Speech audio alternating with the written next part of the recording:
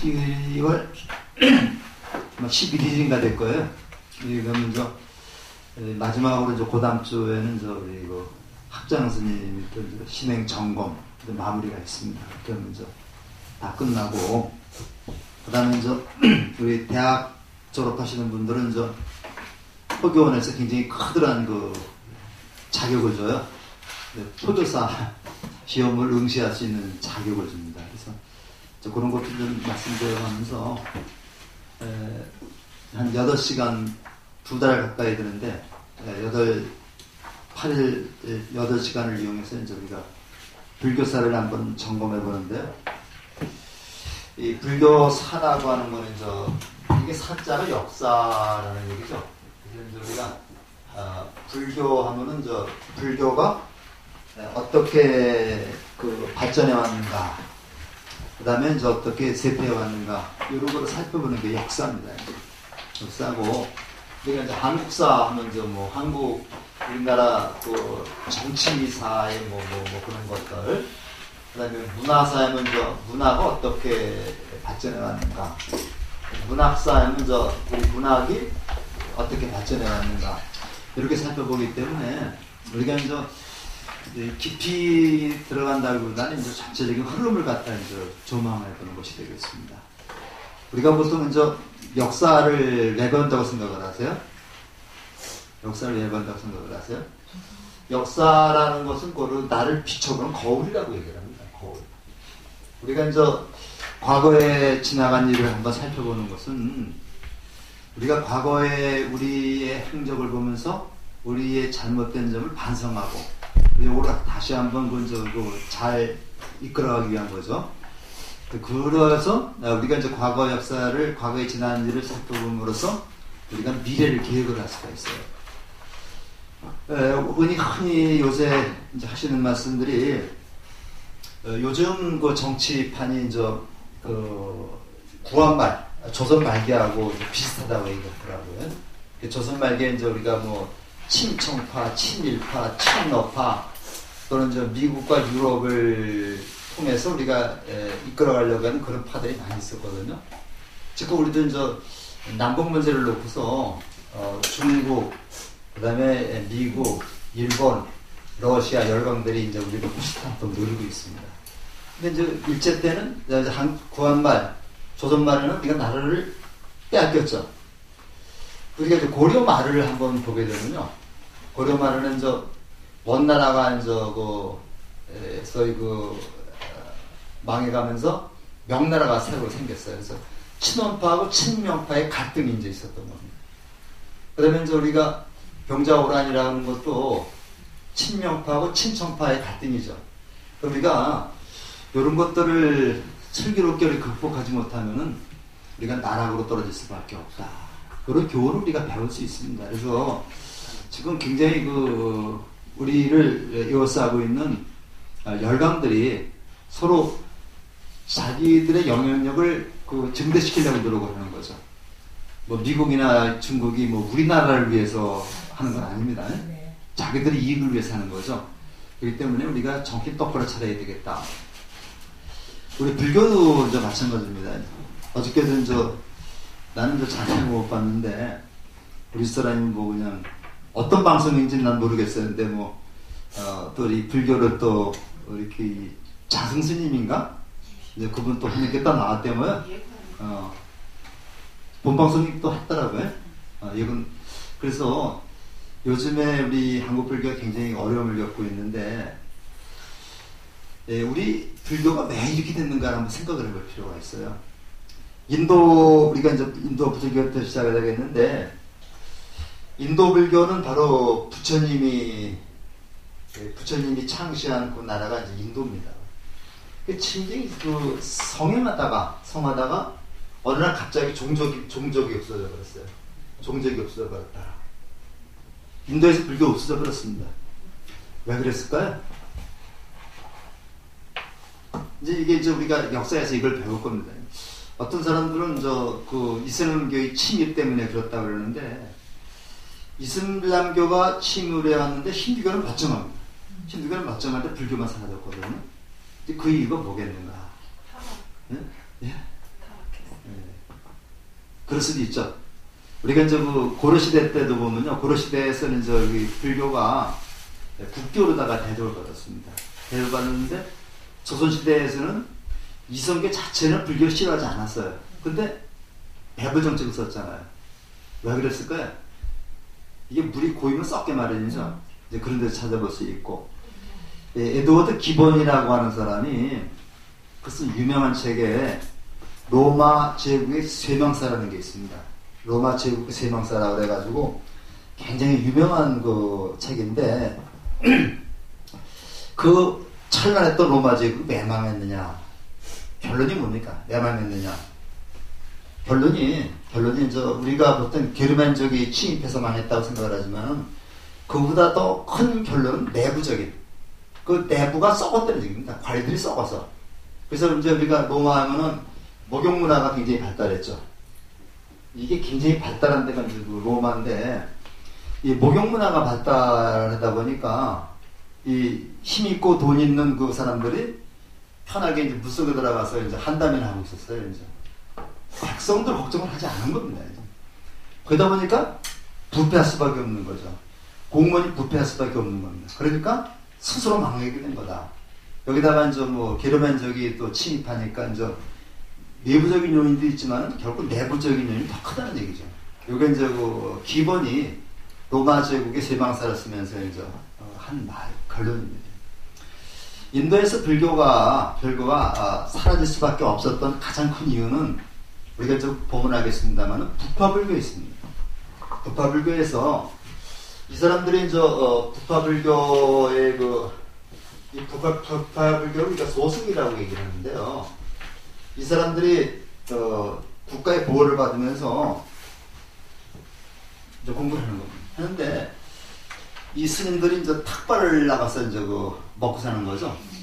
탁발을 나가서 이제 그 신도들한테 먹고 사는데 왕권에 이제 정확한 그 지원을 받으니까 먹고 사는데 지장이 없는 거예요. 그러니까 탁발을 나가지 않는 거죠.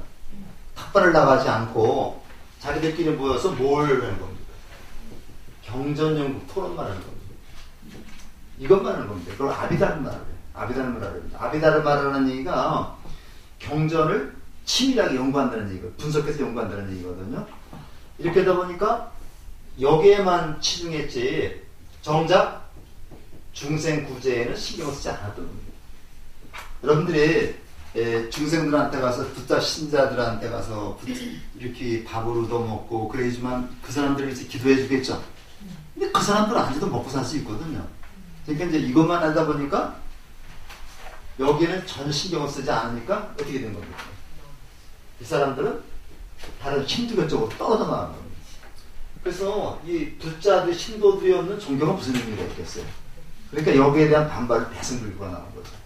이렇게 우리가 본다면은 요즘에 우리 불교계가 좀 한심스러운 데가 많아요. 우리가 이제 한때는 저 불교 신도가 뭐 2천만을 신도라고 했어요. 2천만이라는데 2016년인가 그때 발표된 건 761만입니다. 2천만이라는 게 정작 그 거품이에요. 거품. 정작 불교 신도로다가 그 등록된 사람들이 761만이다. 개신교는 1000만이 넘었습니다. 그 다음에 이제 톱 밑으로 이제 바로 그 카톨릭이 쫓아오고 있고요. 근데 이 761만이라고 하는 이 숫자도 1년에 한 번 오는 신도들이 굉장히 많아요. 1년에 한 번 또는 두 번. 그러니까 그 초파일 아니면은 동짓나는 이런 신도들까지 포함해서 또 우리가 이제 그 성지순례 가가지고 너무 등 하나 올리면 거기 신도가 또 됩니다. 또. 거기 신도가 돼서 그래서 웬만하면 등은 이런 건 좋은데 주소는 안 쓰는 게 좋습니다. 그러니까 내가 등 올리면서 주소 쓰면 거기 신도도 여기 신도 두 개로 잡히는 거예요. 이렇게 해서 이제 되기 때문에 여기도 거품이 많습니다. 그래서 지금 뭐 한국 최고의 뭐 종단이다 이런 얘기들은 이제 다 이제 지금 최고의 종단이 이제 그 개신교입니다. 개신교인데 지금 무서운 기사로다가 지금 그 카톨릭이 쫓아오고 그래서 우리나라 기독교 국가입니다. 인천 특히 인천은 기독교 국가인데 불교세가 좀 성한 데가 저 부산이나 경남 경북 경남북밖에 없습니다. 그래서 이 전라도 예? 예, 강원도로 전라도 이쪽 서해안 전부 다가 기독교세가 굉장히 강해요. 그래서 우리가 이제 인천, 광주 이쪽이 아주 심각한 지역이 되겠는데 우리가 이제 그런 것 지금 굉장히 걱정을 해야 되는데 걱정을 하지 않고 지금 뭐 골프나 치러 다니고 술잔이나 기울이고 이건 근데 다 그래 우리 그 스님들만 그런 게 아니라 신부님들이나 목사님들 더합니다. 더한데 유독 이제 그 스님들만 가지고 불교만 가지고 문대를 맞는 거예요. 힘이 없으니까. 그렇게 해서 됐는데 그래서 앞으로 이제 그 예상한 게 50년대 되면요. 이제 지금 2018년이잖아요. 2050년대 되면 이거는 이 종교학자가 이제 그 통계를 내놓은 건데 그때는 우리나라의 최대 종단은 카톨릭이 될 거다. 근데 이상하게 저기다가 진정한 수행자가 누구냐? 요거 청렴도를 한번 조사해봤더니 신부님 1등입니다. 신부님 1등이고 그 다음에 스님이고 그 다음에 목사님. 그러니까 신부님은 굉장히 성스러운 아주 깨끗한 그런 수행자로 인식을 하고 있는데 스님은 그렇지 않다는 거예요. 사실 스님들 훨씬 더 그렇거든요. 아시겠지만 그 신부님들은 계곡에다 술에다 잘 잡는데 그분들이 계곡이 술 먹는 거는 탓하지 않고 스님들이 어쩌다가 술 한잔 먹고 이거 탓한다. 이 시대 분위기도 그렇지만은 이럴 때일수록 우리가 이제 더 청정하게 계획을 지켜가면서 좀 해야 되지 않을까라는 생각이 좀 듭니다. 그래서 우리가 이제 이 불교사를 공부하면서 그런 점에 좀 우리가 핀트를 좀 맞춰야 될 것 같아요. 그 목차를 잠깐 좀 보실까요?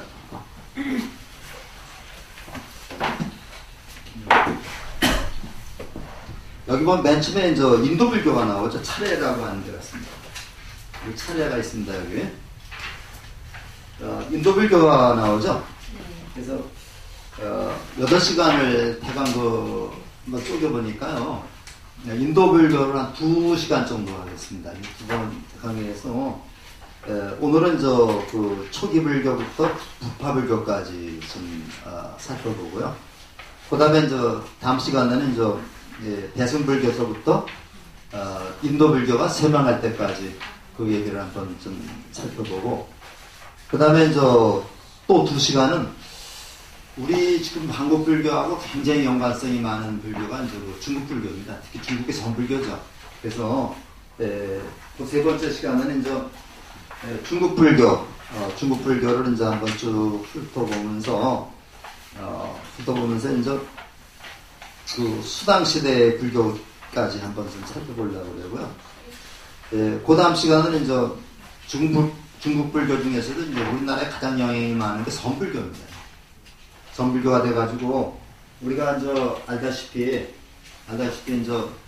우리 조계종의 뿌리가 바로 그 육조해능대사로부터 이어지고 있죠. 그래서 중국 선불교를 한번 살펴보고 그 다음에 한국 불교로 넘어오는데 한국 불교는 지금 제가 3시간을 배정을 생각하고 있습니다. 그래서 삼국시대부터 통일신라, 고려, 그 다음에 조선, 그 다음에 근세불교까지 한번 3시간에 거쳐서 한국 불교를 살펴보고 그 다음에 마지막 1시간은 세계불교, 동남아 불교하고 그 다음에 미국과 유럽 이런 데서 불교가 어떻게 우리가 좀 번지고 있는가, 어떻게 그 사람들이 불교를 접하고 있는가 봐서 살펴보는데 요즘에는 오히려요 우리 동남아나 그 동양보다도 유럽에서 불교가 굉장히 성해지고 있다는. 특히 유럽 중에서도 독일이나 프랑스 같은 데서 불교가 좀 이렇게 굉장히 자리를 탄탄히 해가고 있다는데 교수님들도 말씀드렸죠. 그 치동남 교수님이 말씀이 예, 우리나라 책방에 가면은 저 불교 코너가 여기 조그맣습니다. 가서 저기 하나가 안 돼요. 이렇게 저 책꽂이가 있으면은 이 영풍문고나 교보문고 보면은 책꽂이 하나가 다 안 됩니다. 그것도 그 책꽂이 하나에도 먼저 그 불교 서적에다가 대순진리에까지 포함해가지고 원불교까지 포함해가지고 되는데 보통 개신교는 보통 책꽂이가 서너 개 정도가 이렇게 있습니다. 그런데 이제 독일에 가면 반대라 그러죠. 예, 이제 불교 서적 코너가 더 크고 넓기도 깊으니까 요즘에는 그쪽에서도 불교가 굉장히 각광을 받고 있는데 그 유럽 불교는 우리 불교하고 다릅니다. 스님들한테 가서 돈 갖다 준다거나 이런 거 전혀 없어요. 우리가 잘 아는 그 스님 중에서 누군가 미국서 오신 하버드대 나오신 분 있죠? 네.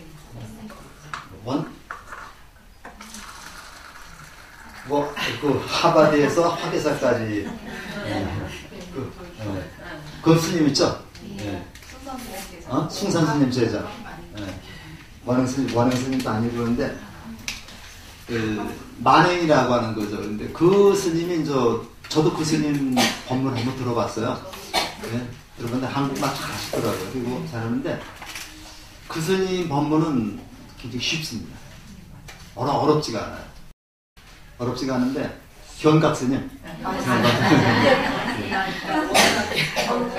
현각 스님인데 그분 그 법문 들어보면요. 우리나라 큰 스님 같은 그 법문 아니에요. 진짜 우리가 쏙쏙 들어오는 그 달라이라마의 법문 들었습니다. 그런데 우리나라 스님들은 주상자로 땅땅 쳐가면서 어려운 말을 해야지 그냥 아주 실상 법문이라고 얘기하고 있어요. 근데 그분이 승산진 돌아가시고 나서 절에 딱 계시니까 신도들이 맨날 뭐 갖다 주는 맨날 갖다 주는 겁니다. 그 스님 버리는 행위입니다. 돈 갖다 주는 거죠. 그러니까 이제 여기서는 수행을 할 수 없다 해서 독일로 갔어요. 독일에 가서 이제 이렇게 수행을 하다가 언젠가 한번 오셔가지고 조계종에 쓴소리 한번 한 적이 있었죠. 근데 쓴소리라고 해서 그냥 더 버텨야 되는데 그냥 또 지금 어디가 있는지 모르겠습니다만은 그분들의 그 생각이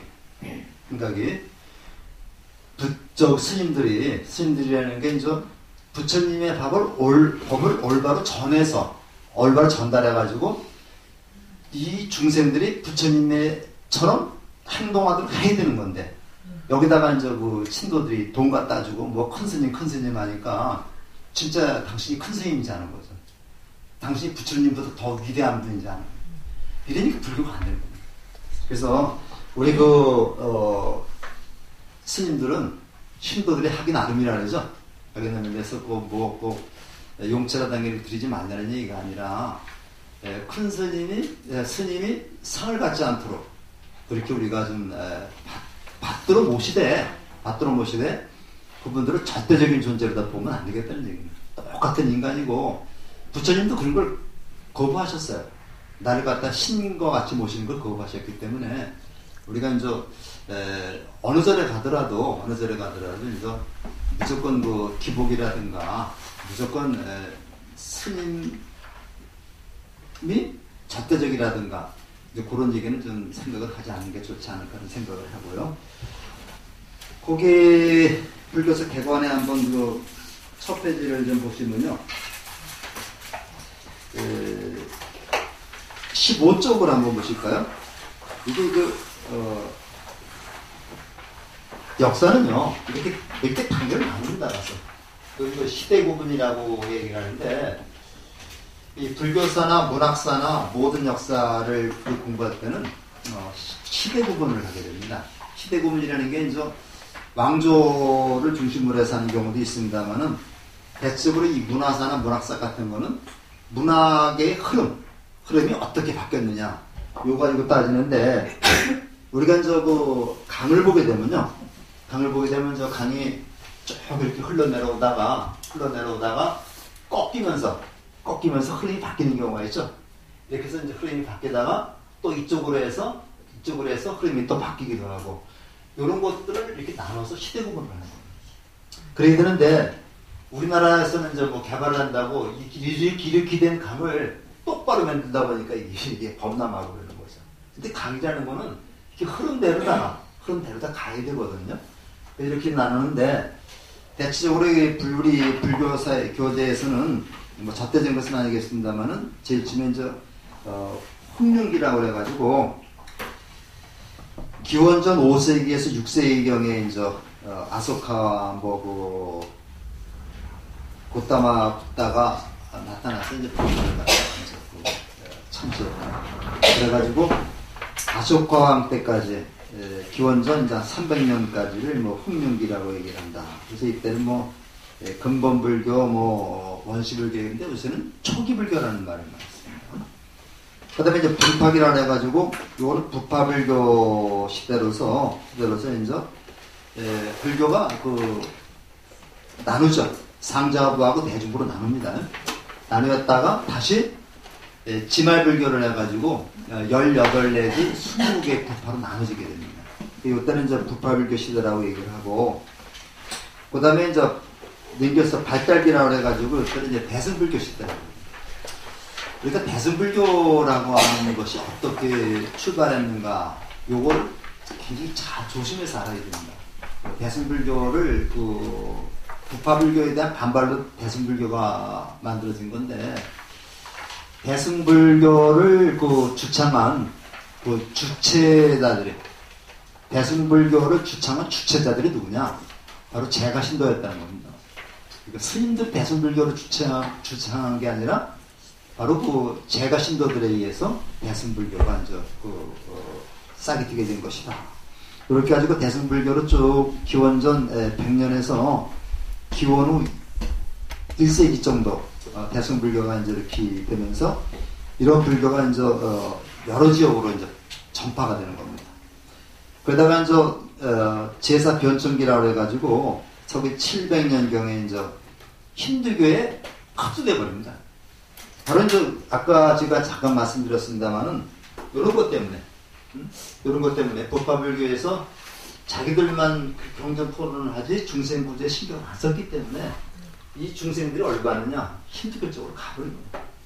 힌두교 쪽으로 가고, 심지어는 힌두교에 신이 많이 있죠.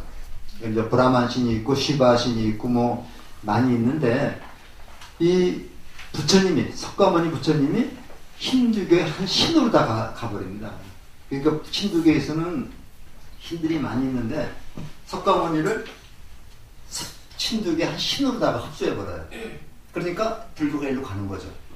그렇게 해서 이제 변천기를 지나서 그 다음에 이제 맨 끝에 보면 다시 이제 현대 얘기로 나오는데, 이 불교가 이제 인도에서는 쇠떼쓸 망정, 이것이 이제 우리 중국을 거쳐서 이 북방 쪽으로 또는 티베트 쪽으로 또는 유럽 쪽으로 가면서 지금 불교가 굉장히 확장되는 그런 모습을 보이고 있다. 이런 얘기입니다.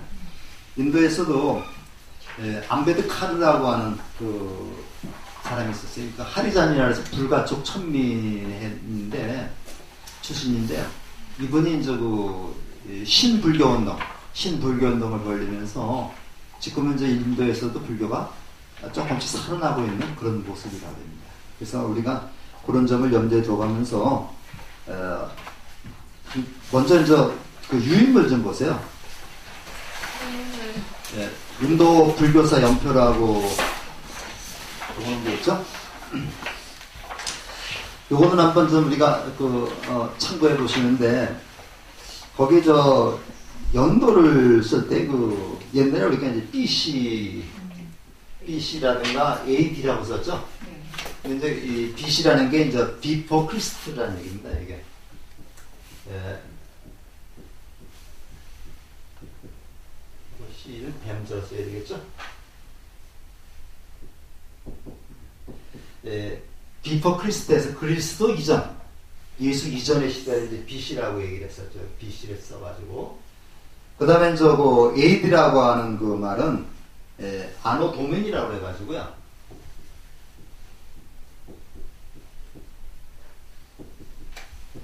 요 도멘이라는 말은 주라는 얘기입니다. 주라는 말, 주라는 말, 주라고 하는 뜻을 가지고 있는 이제 라틴어죠. 그래서 아노 도미니라는 말은 이제 주 이후, 주후. 그래서 우리가 기독교 주후라는 말 쓰죠. 주후라는 말 쓰는데 예수님 이후 이런 얘기. 예수님 탄생 이후라는 얘기라고 내가서 우리가 이제 옛날에는 예수님 기독교를 중심으로 해서 예수님 이전을 BC라고 하고 예수님 탄생 이후를 AD라고 썼는데 이게 합리적이지 않다.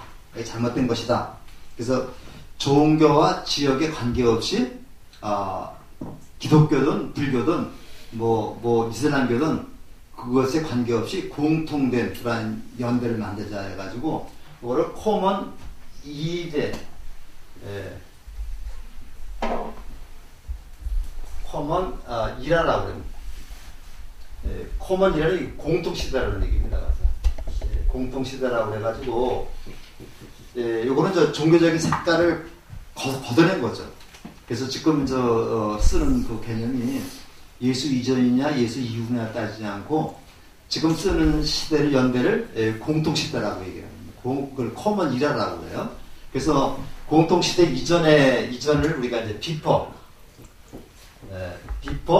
코먼 이라 그 다음에 우리가 이제 기원후를 그냥 코먼 이라라고 해가지고 요 CEM은 이게 이제 기원전 요 얘기입니다. 기원전이고 그 다음에 CEM은 기원후 요렇게 이제 해서 여기 바뀌고 있어요.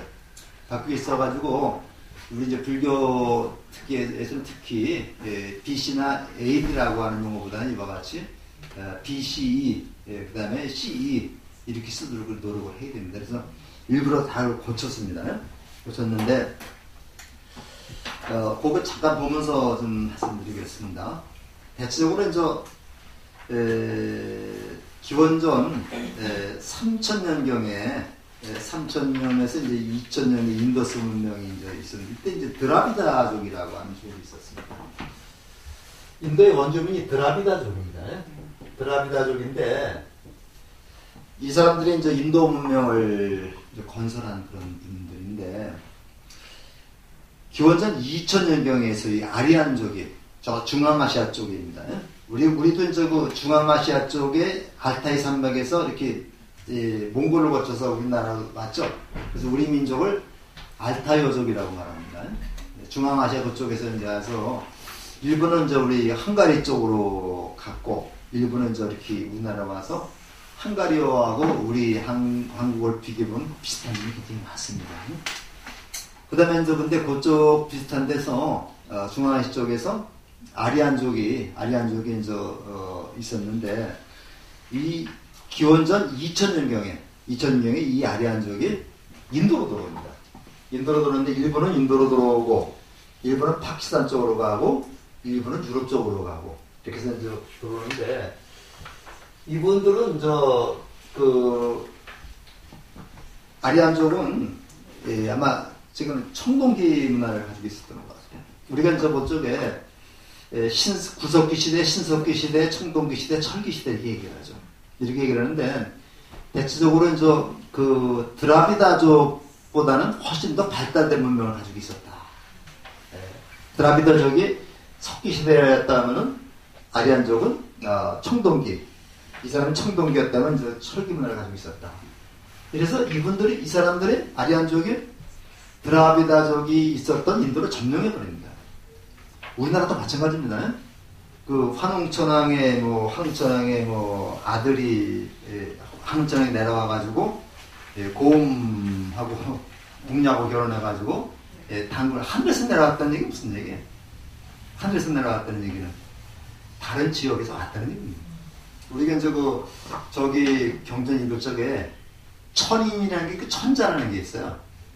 천인은 바로 하늘에서 내려왔다는 얘기는 외부에서 발달된 문명을 가지고 왔다는 얘기입니다.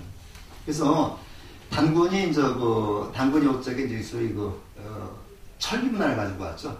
그랬더니 청동기 문화를 가지고 왔던 그런 그것을 지배하게 되는 겁니다. 마찬가지로 아리안족이 이제 드라비다족을 침입하면서 인도를 갖다 점령을 해버려요. 그러니까 이 사람도 아리안족은 귀족이 되는 거고 이쪽은 노예가 되는 거죠. 그래서 사성계급이 생겨났던 겁니다. 그래서 아리안족의 최상층이 브라만족이고, 그 다음에 쿠샤트리아족이죠. 그 다음에 바이샤만 하더라도 여기서 이 바이샤부터는 보통 그 드라비다족으로 보면 됩니다.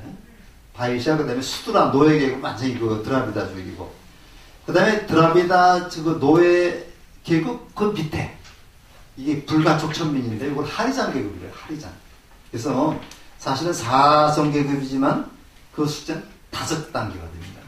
그래서 우리나라도 보면요, 양반이라고 해서 문관, 무반 해가지고 쭉 나오다가 백점 이렇게 나오잖아요.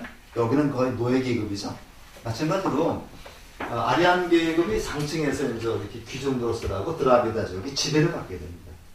지배를 받게 되는데, 이게 부처님 탄생 당시가 그 기원전 한 6세기 정도 됩니다. 6세기 되는데, 여기 나와 있습니다만은, 대체적으로 부처님이 그 탄생한 시기를 기원전 624년으로 보거든요. 이때는 거의 오래되니까 한 1500년 정도 지나니까 쿠샤트리아 계급이 무사 계급입니다. 무사 왕족 계급이기 때문에 이 사람들이 오히려 식권을 더 가지게 돼요. 그래서 브라만이 좀 약화가 됩니다. 요때 부처님이 탄생하셨다. 그래가지고 전법을 하셨는데, 여기 보면 그게 조금 나와 있습니다. 그 중간에 보면요, BC 5세기에서 4세기에 발생 정착기 되는데, 부다의 탄생하고 인멸이 쭉 나오는데, 그 세 번째 별표 보면은, 기원전 624년에서 544년, 요게 1956년 스리랑카 콜롬보에서 개최된 세계 불교도 우위에서 정한 연대다. 이렇게 적어놨죠. 요게 지금 우리가 쓰고 있는 연대입니다. 우리가 쓰고 있는 연대인데, 이렇게 그 부처님의 탄생과 인멸에 대해서는 굉장히 여러 가지 설이 있었는데요. 요거를 갖다가 정리한 게 바로 세계 불교도 우위에 WFB, 여기서 정한 연대인데, 우리나라도 여기에 가입이 되어 있습니다. 가입이 되어 있는데, 콜롬보에서 개최가 됐고, 그 다음에 지금 본부는 태국에 있습니다. 태국에 있는데, 이때 부처님은 기원전 1956년을 부처님 인멸 2500년으로 계산을 했습니다. 그래가지고, 부처님의 불기는 부처님 돌아가신 데를 기준으로 한다 그랬죠. 기준으로 해서 이렇게 얘기가 되어 있고, 그 결집이 나오고 쭉 나오고 있는데, 참고적으로 좀 살펴보시면서 보기 바랍니다. 그래서 다음 페이지 보면요, 다음 페이지 보면 7세기에서부터 12세기까지 두 번째 페이지입니다. 밀교가 출현하고 하면서 바크라마 신라 파괴까지가 인도 불교의 마지막으로 보고 있는데, 인도 불교에서 불교 대학이 꽤 많이 있었어요. 한 7, 8개 있는 걸로 다 알고 있는데, 그 중에 가장 대표적인 대학이 나란다 대학이죠. 나란다 대학은 요거보다 조금 앞서서 파괴된 거로 보고 있는데, 현장 스님이 쓴 대담 서역기에도 보면 나란다 대학에 대한 이야기가 나와요. 실제로는 인도 성지순례 가면 나란다 대학 성지순례를 가는데, 그 규모가 어마어마합니다. 약간 4만 평 된다고 그래요. 어마어마한데, 거기에 가보면 설명을 들어보면 교수 1인당 학생 한두 명 정도 이렇게 해서 개인 교습도 시켰다고 그러는데, 그 터가 지금도 많이 그들이 있는데, 그 어마어마한 대학이 이슬람교들이 파괴됐던 거죠. 이 바크라마 신라 대학은 요거는 건평이 12만 평이었다고 그래요. 12만 평인데 그것도 거기서 이렇게 공부를 하고 그랬는데, 그런 것이 완전히 파괴되면서 거의 불교가 소멸됐다, 이렇게 얘기를 하고 있습니다. 그렇게 생각을 하시면서, 그 다음에 교재를 조금 살펴보기 바랍니다. 네. 21쪽을 한번 살펴보시면요, 그런 얘기입니다. 두 번째 단락을 살펴보시면요, 아리안족은 시베리아 남북과 투르키스탄 등에 머물며 유목민으로서 기원적 17, 8세기부터 대민족 대동을 시작해서 기원전 1500년경에 인도스강 유역으로 진입했다. 아리안족은 이미 철기 문명이네요. 청동기. 철기 문명을 향유하고 있었으며 아직 청동기에 머물러 있던 드라비드족을 흡수 지배하게 된다. 그래서 이 철기 문화 문명하고 이 청동기 문명 이렇게 바뀌는 게 엄청나요. 원자탄을 가진 것보다 더 그 영향력이 크다고 합니다. 그러니까 우리가 쇠를 사용할 수 있다는 건 대단한 거죠. 그래서 우리가 이제 철기 문화를 사용했던 그런 그 아리안족이 청동기 문화를 향유했던 드라비다족을 이겼다.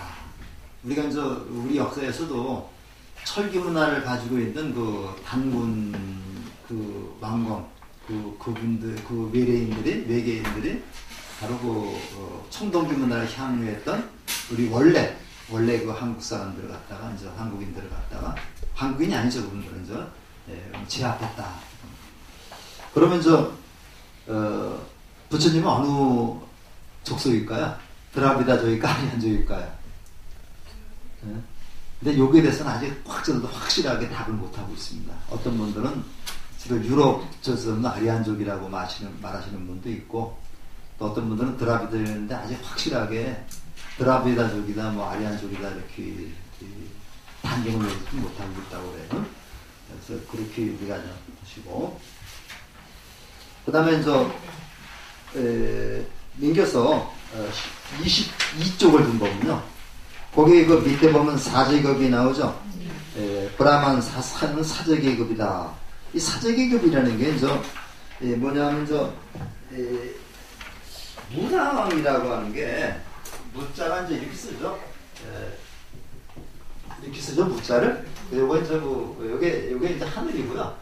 요게 땅입니다, 이게. 땅인데, 하늘과 땅 사이에서 중개자 역할을 하는 게 요 사람 인자죠, 이게. 이게 무당입니다, 이게. 하늘과 땅 사이에 중개 역할을 하는 게 무당이다. 예수님도 그런 관점에서 봐야 되겠죠. 예수님도 하느님이 아들이라고 해가지고, 하늘의 뜻을 사람에게 전해주고, 사람의 뜻을 이렇게 걸러서 하늘에 전해주는 그런 중간 역할이 무당입니다. 그래서 이제 우리가 남자 무당을 박수라 그러죠. 그래서 남자 무당을 격이라고 해요. 격이라 해서 이런 무당들의 신앙은 무격신앙이다 이렇게 얘기해요. 무격신앙이다. 그래서 우리가 언어적으로 보면요, 박격거세가 박신데 이 박이라고 하는 말이 여러 가지 얘기했지만 박다에서 나온 말이다. 박다에서 그 박이라는 말이 이걸 한글을 한자로 바꾸다 보니까 박자로 바꾼 겁니다. 그다음에 배달이라고 하는 말, 배달민족이라고 그러죠. 그러니까 배달민족의 배달이라는 말도 박다라는 말에서 나왔다고 얘기해요. 단군의 단자가 박다나무 단자죠. 박다나무 단자인데 요거는 훈을 차용하기 때문에 박달나무의 박자, 요 박자도 뭐냐면 밝음을 상상하는 거다. 그래서 밝은 색깔이 무슨 색깔이에요? 흰색깔이죠. 흰색깔이기 때문에 우리가 흰색깔이 밝은 색깔이기 때문에 박다라는 것은 꼭 희다는 것이다. 우리 백두산이라고 말하죠. 백두산도 백자가 흰백자입니다. 이게 그래서 우리가 그렇게 멋쩍게 이 무당들 이런 것을 그렇게 중요한 것이고, 그 다음에 실제로 정치를 하고 그런 사람들은 쿠샤트리아 왕족이었다. 그 다음에 부처님은 어느 족속이었었어요? 쿠샤트리아이기 때문에 오른쪽 옆구리에서 탄생했다는 설화가 나온 거죠. 그러니까 진짜 옆구리에서 나왔는지 그건 모르겠습니다만 일반적으로 브라마는 정수리 여기 머리에서 태어나고, 그 다음에 쿠샤트리아는 옆구리, 그 다음에 수두라는 바이샤는 무릎, 그 다음에 수두라는 발바닥에서 태어났다는 그런 설이 있어요.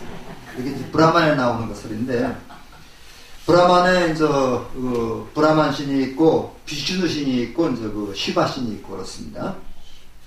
그런 얘기들이 쭉 나오는데, 거기 23쪽에 사문교단이에요. 사문이라는 게 나오는데, 이 사문은 요거는 그 브라만의 그러한 사상에 반대해서 새로운 사상을 주장했던 사람들을 사문이라고 해요. 그건 꼭 불교에서만 쓰는 말은 아닙니다. 사문인데 브라만교의 그러한 사상에 반대해서 새로운 사상을 주장했던 사람들 해가지고 보통 우리가 육사외도라고 얘기를 하죠. 육사외도들이 바로 이러한 사문들에 해당되는 것이 되겠고, 중국에서도 이제 그 시기에 소위 그 제자발가가 나옵니다. 이 제자발가도 바로 불교에서 말하는 사문에 해당하는 것이다. 새로운 사상가들이라는 얘기죠. 새로운 사상가들이 이제 여러 가지 설을 주장했는데, 부처님의 주장은 이제 그러한 다른 사문들과는 다른 연기론을 주장했다. 이것을 우리가 이제 다 배워서 알고 있는 것이 되겠습니다. 그래서 우리가 이제 초기 불교부터 나가겠는데요. 대체적으로 한 10년 전만 하더라도요, 불교를 우리가 이제 근본불교다. 근본불교에서 원시불교, 그 다음에 이제 북파불교, 그 다음에 대승불교, 그 다음에 이제 우리가 보통 물교, 이렇게 이제 쭉 얘기하는데, 이 근본불교라고 하는 그 개념은 이제 대체적으로 부처님이 돌아가시고 나서 30년까지, 이때는 누가 있었어요? 부처님의 직계제자들이 있었죠. 부처님 직계제자들이 있었다. 그 다음에 이제 한 100년까지를 원시불교다. 그래서 그것은 부처님의 직계제자들은 죽었지만 그 직계제자의 손잡벌 되는 사람들까지는 있었다. 그래서 이때까지는 대체적으로 부처 불교의 원형이 남아있었다. 그래서 우리가 근본불교나 원시불교라고 하는 말을 썼습니다만은, 요즘에는 근본불교라는 말이나 원시불교라는 말이 용어가 타당하지 않다. 타당하지 않다 해서 요 대신에 초기불교라는 말을 씁니다. 초기불교라고 하는 말을 많이 쓰고 있고요. 그 다음에 이제 초기불교에서 이제 그 근본 분열을 해가지고 북파불교가 나오게 됩니다. 이 북파불교에서 또 지말 분열이 또 이렇게 많이 하게 되는데, 그래서 대체 인도불교를 초기불교 시대, 북파불교 시대, 대승불교와 밀교시대 이렇게 얘기를 합니다. 나누는데, 우리가 보통 요거로 소승이라고 그러죠. 소승이라고 그러는데, 요 소승이라고 하는 말은 우리가 하는 말이지 이 사람들이 하는 말이 아닙니다. 승이라는 말은 탄다는 얘기죠. 그래서 많은 사람을 태우고 같이 열반으로 가려고 하는 그런 사상을 이제 우리가 대승이라고 하고, 자기 혼자만 깨달음에 이르는 것을 소승이라고 그러는데, 실제로 이분들은 자기가 소승이라고 생각하지 않습니다. 그래서 우리는 사실은 소승이라는 말을 쓰면 안 되는 거예요. 그렇게 이제 되는데, 우리가 소승이라는 말을 너무 자주 쓰고 있는데, 우리가 이제 이 북파불교 시대 또는 아비달마 불교 시대라고 얘기를 하게 되는 거죠. 근데 중요한 거는요, 북파불교에서 대승불교로 옮겨가면서 북파불교가 없어졌느냐, 이게 아니죠. 북파불교대로 북파불교대로 쭉 지속이 되면서 이해된 바로 대승불교가 생겨난 것이고, 여기서 또 밀교가 생겨난 것이다. 그래서 지금 이제 북파불교 쪽은 이렇게 이제 동남아 일대에서 활성화하고 있고요. 대승불교 쪽은 이제 우리가 중국이나 이제 일본, 우리나라에서, 그다음에 이제 밀교 쪽은 특히 그 티베트 쪽에서 이제 성행하고 있는데, 실제로 우리가 이제 동남아 이쪽에 이제 많이 가보시죠. 그래서 가보면은 우리는 대승이고 그들을 소승이라고 폄하하던 그런 말씀이 조금은 좀 이해가 가지 않는 부분이 많아요. 어떤 면에서는 그 동남아 그 불교에서 더 중생들을 위해서 더 열심히 노력하는 그런 모습가 있는 것 같습니다. 그래서 조금만 쉬었다가요, 5분에 이제 초기불 교재를 잠깐 좀 보시면서 좀 보겠습니다. 그 셋째 줄 좀 보세요. 이거 한번 같이 읽어보겠습니다. 심심하니까. 네. 선종에는 히타르타는 정각을 이루고 붓다가 되었다. 히타르타의 깨달음은 인류세계의 위대한 인본주의 정부의 탄생을 하는 것이었다. 위의 수많은 종교들이 인간 이외의 어떤 절대자에 의하여 믿음을 요구하지만 뒤따랐다는 인간을 비롯한 우주만물의 존재의를 깨달아 영원한 행복을 찾을 수 있다고 하는 것입니다. 자, 여기까지만요. 이게 거긴 그 인본주의 종교의 탄생을 알린다 그랬죠. 그래서 우리가 사실은요, 불교가 다른 종교에 비해서 굉장히 두드러진 특징을 얘기하면 바로 인본주의입니다. 인본주의인데, 요거는 우리가 이제 부처님 탄생계 한번 말씀드렸는지 모르겠는데, 거기서도 우리가 이제 볼 수가 있어요. 볼 수가 있고, 칠불통계라는 것도 있죠.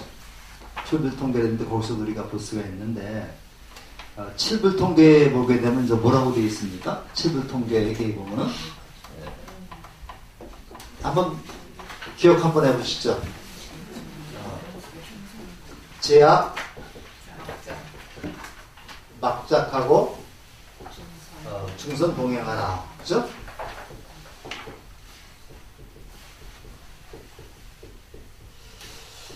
중선 뭐, 그 다음에 뭡니까? 가서 자정기,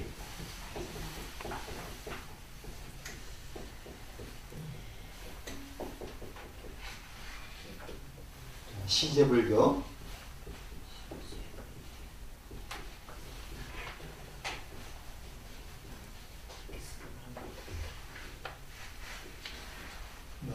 제약막자, 그 다음에 중선봉행, 자정기,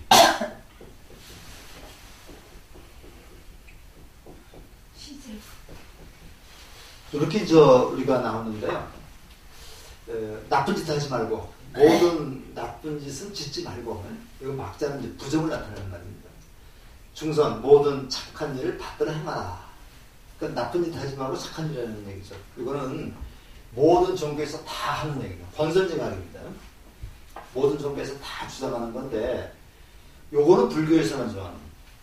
스스로 그 뜻을 깨끗이 하라. 스스로 그 뜻을 깨끗이 하라. 이것이 모든 부처님의 가르침이다. 이 자정기라고 하는 말을 우리가 좀 잘 염두에 둘 필요가 있는데, 나쁜 짓 하지 말고 착한 일을 열심히 하라고 그러는데, 이거를 내 스스로 판단해서 하라는 얘기입니다. 내 스스로 판단해서 하라. 이거를 어떤 절대자의 뜻에 의해서 피동적으로 하는 게 아니라 내가 능동적으로 하는 얘기입니다. 능동적으로 해서 하는 것, 이것이 바로 저긴데, 그러면 능동적이라는 개념하고 피동적이라는 개념은 우리가 어떻게 봐야 돼요? 내가 스스로 판단해서 하는 게 능동적이죠. 근데 내 뜻과는 상관없이 남을 시키니까 따라서 하는 게 피동적이죠. 우리가 이제 보통 그 불교에서 동참 얘기하는데, 이게 동참입니다. 이건 참여입니다. 그래서 내가 그 집단에 들어가서 주체적으로 능동적으로 활동하는 게 참여입니다. 참여인데, 이거 능동적으로 활동하지 않고 남이 시키는 대로만 따라서 하는 게 동참입니다. 우리 뭐라고 그래? 동참이라는 말 많이 쓰죠. 이번 그 100일 기도에 동참해 주십시오. 그냥 따라오라는 얘기입니다. 근데 사실 이게 참여 쪽으로 바뀌어야 됩니다. 그래서 참여 쪽으로 바뀌게 되면 내가 주체적으로 가서 그걸 그 단체를 이끌어가는 그런 역할을 하라는 얘기거든요. 그래서 우리가 우리 단체도 보면 뭐 참여연대든가 이런 거 많이 쓰죠. 참여의식을 높이라는 말 쓰는데, 동참연대라는 말은 없습니다. 그래서 우리가 이제 불교에서도 사실은 이런 용어를 바꿔가야 돼요. 바꿔가고 능동적으로 해야 되는데, 분명히 그 칠불통계에 보면은 스스로 내 뜻을 맑게 해서 이것을 하라고 했습니다. 이것을 하는데 어떻게 하느냐? 신의 뜻에 의해서 하는 게 아니라 내 스스로의 뜻에 의해서 하라. 이게 바로 인본주의적 개념이라고 볼 수 있습니다. 우리가 부처님이 마지막에 이제 돌아가실 때 제자들에게 한 말에 자등명, 법등명이라는 말이 있죠. 내가 스스로 행동을 하되 그 기준이 되는 게 바로 내 가르침이라는 거예요. 네 멋대로 하지 말고 내가 스스로 주체가 돼 행동하되 그 기준은 내 가르침에 따라서 하라는 그런 뜻이 바로 자등명 법등명이라는 얘기거든요. 그리고 이제 우리가 이제 초반신 작용문에 보면은 특히 작용문에 보면은 맨 처음에 이제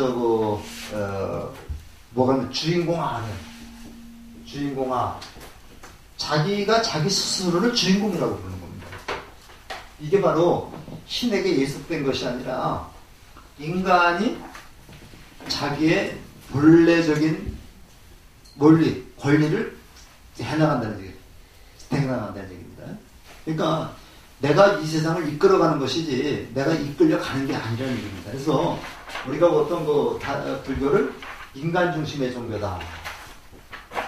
다른 종교를 신을 믿는 종교를 신 중심의 종교라고 얘기를 합니다. 그래서 바로 이런 인간 중심의 이런 사상을 처음으로 드러내는 것이 불교라는 얘기죠.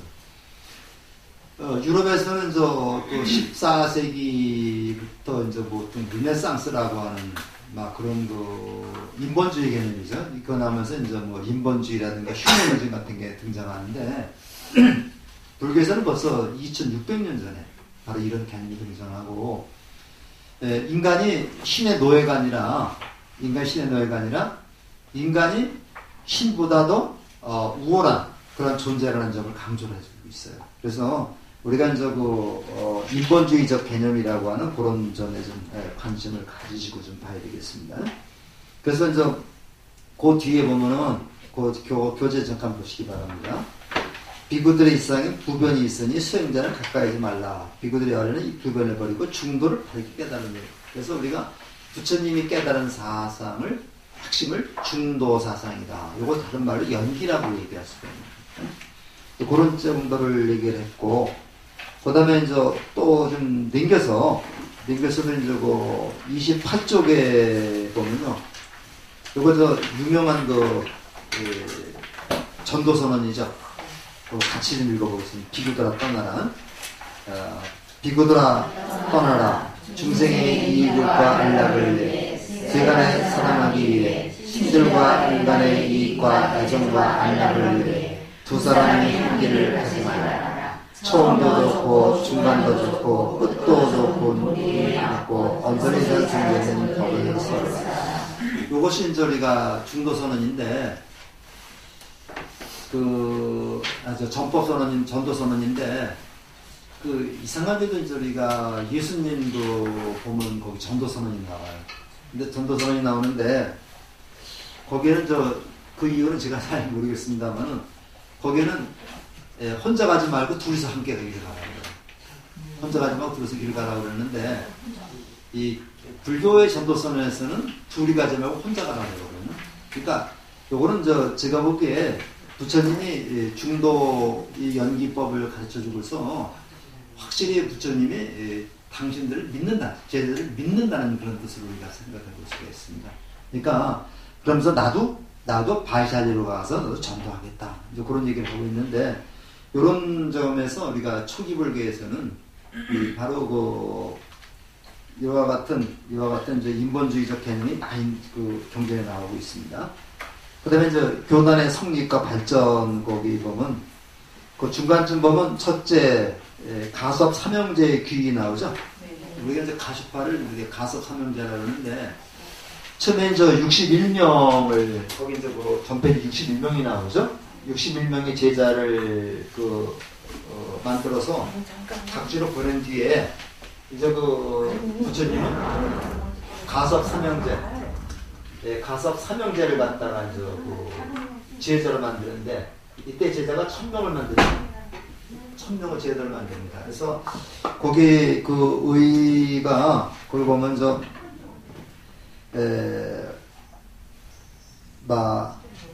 그 조금 밑으로 보면은 이 세 형제가 나란히 붙다에 귀했다. 그들이 함께 이끌고 온 제자들이 불교 교단은 그야말로 대도약을 하게 됐다. 그러니까 교단에 1000명의 제자가 생겼다는 얘기는요. 이게 그 큰 교단으로 발전할 수 있는 소지가 바탕이 마련됐다는 얘기입니다. 그러니까 부처님이 굉장히 혁신적인 개혁적인 분이라는 것을 알 수 있는 것이요. 이렇게 대교단이 이렇게 있는데 이거하고 맞서서 쓰러뜨리지 않고는 자기가 살아남을 수가 없는 거죠. 그래서 이제 제일 먼저 타켓으로다가 앉아 한 게 이제 가서 삼형제를 갖다 제자로 만든 일이었다.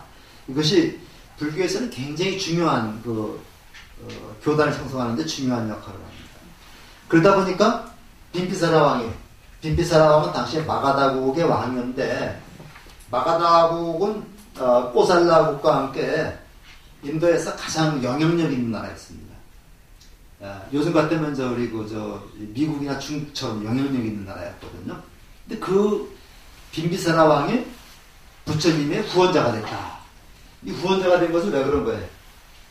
1000명을 제자로 만들면서 교단이 형성됐기 때문에 여기 지원을 해준 거죠. 그래서 이제 빈비사라 왕이 이제 지원을 했다는 거. 그 다음에 세 번째, 그 뒤에 보면 최초의 승원이 중림정사의 이제 설립이다.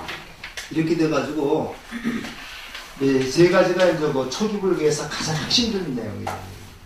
가섭삼형제가 제자로 딱 들어왔다. 여기다가 또 누가 들어오냐면요. 사리붓다하고 목갈라나가 200명의 제자를 데리고 오죠. 그래서 사리불하고 목변년이 200명의 제자를 데리고 온다.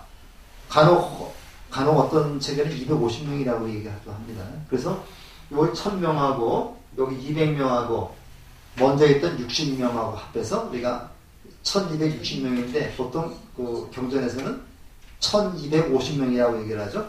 금강경에도 1250명이라고 말하죠. 이렇게 1250명은 이렇게 상징적인 의미가 있습니다.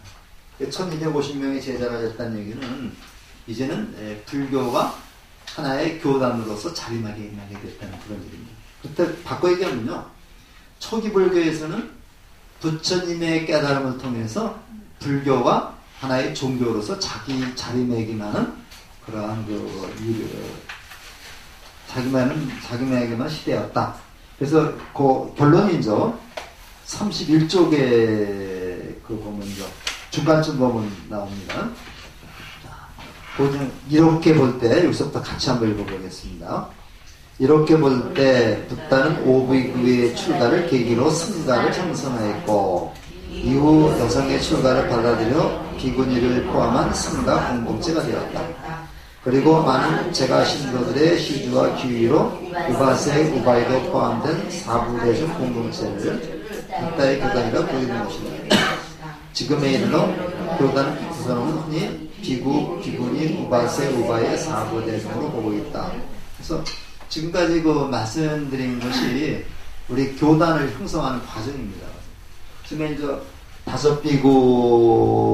5비구로 시작을 해가지고 야사의 친구들 이제 61명이 이제 생긴 다음에 전도로 떠나게 했고 가섭 삼형제를 제자로 받들면서 이제 교단이 공부하게 됐다. 그래서 빈비사라 왕이 지원을 받게 되고 그 다음에 빈비사라 왕에 의해서 중림정사라고 하는 그런 공간이 마련되면서 집단상을 할 수 있는 거죠. 그러니까 중림정사라고 하는 절이 제일 처음에 만들어졌는데 이것은 바로 하나의 공동체가 같이 생활할 수 있었던 그런 계기를 만들었다는 얘기죠. 지금 이제 인도에 가면서 성지순례 가면 중림정사도 갑니다. 중림정사 터도 가는데 너무 빈약해요.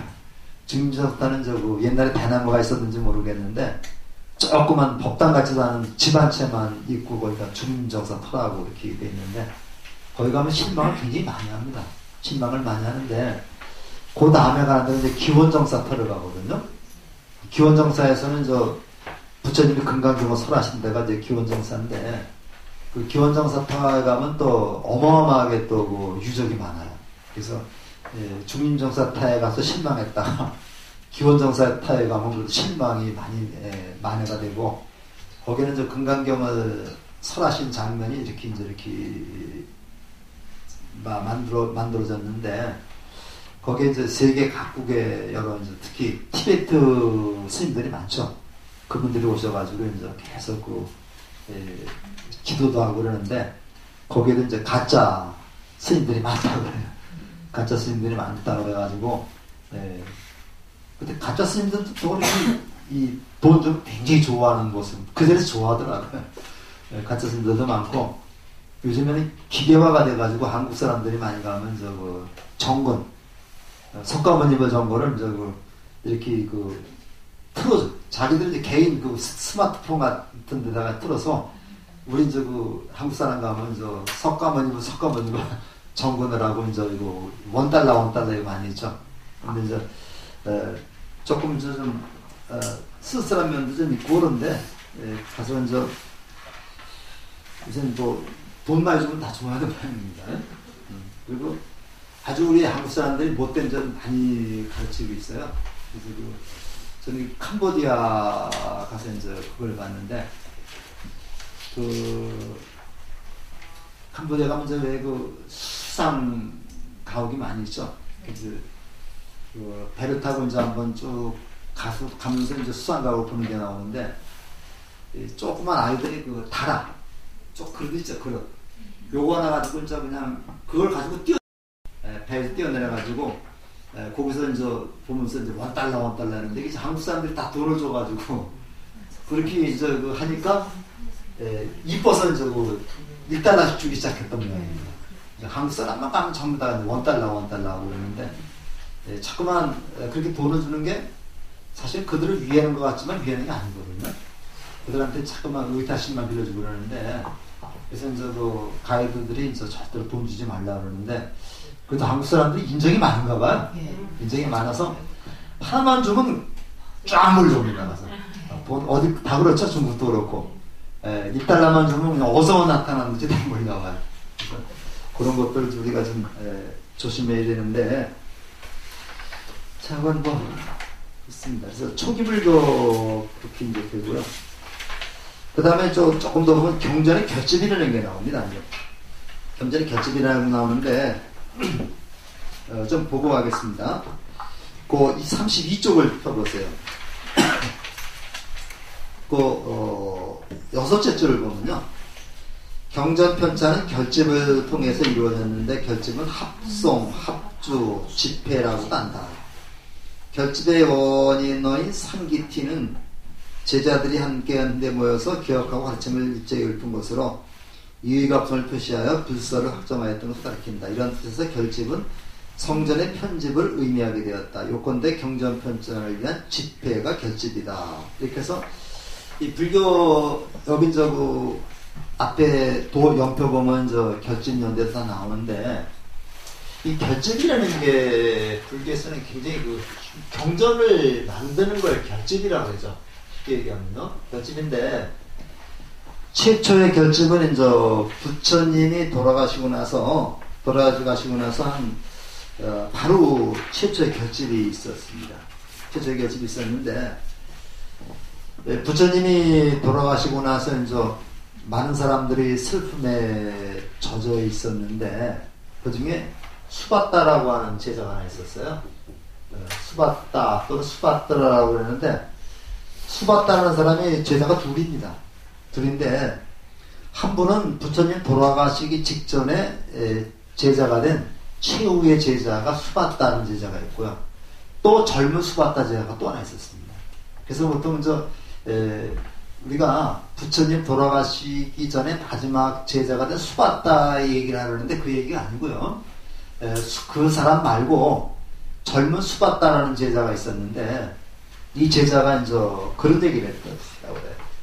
여러 사람들이 열심히 부처님을 그리워하면서 울고 있는데, 이 수바따라라고 하는 제자가, 젊은 제자가 왜들 슬퍼하는가?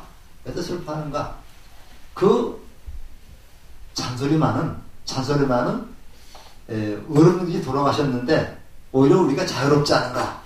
이런 얘기를 했다. 이걸 누가 들었냐 하면서 가설이 들었다.